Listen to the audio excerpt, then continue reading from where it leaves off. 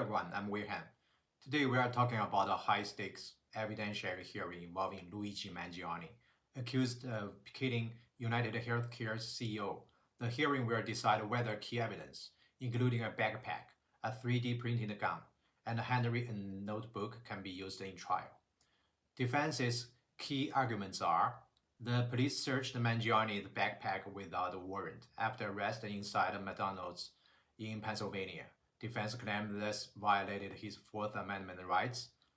The justification given that officers needed to check for a bomb or dangerous items appears on body cam footage, but the defense lawyers argue this was a pretext, not a genuine exigency, since several officers were presented and the bag was near him.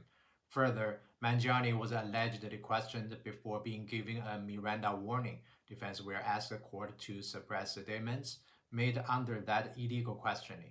If the court agrees and finds the search and interrogation unconstitutional, then the gun, notebook, admissions, and possibly witness identification based on them could all be excluded.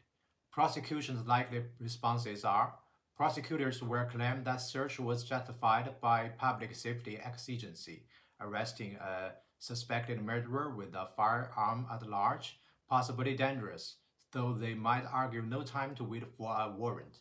They will argue any statements made were voluntary and that the Miranda warnings were not required before the initial brief questioning, depending on whether Mangione was in custody under U.S. Supreme Court precedents.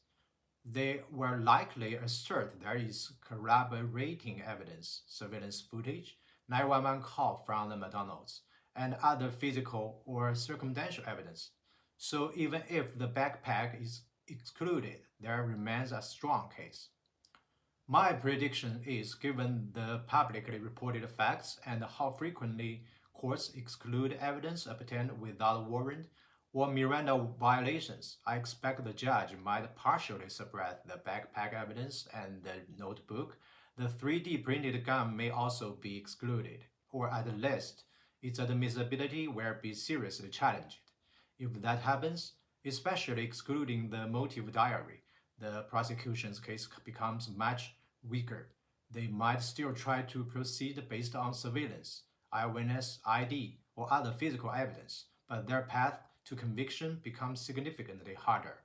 But because of the serious nature of the charges, murder plus death penalty, federal exposure, I do not expect a full dismissal, more likely a more limited prosecution trial or a plea deal or complex evidentiary wrangling later.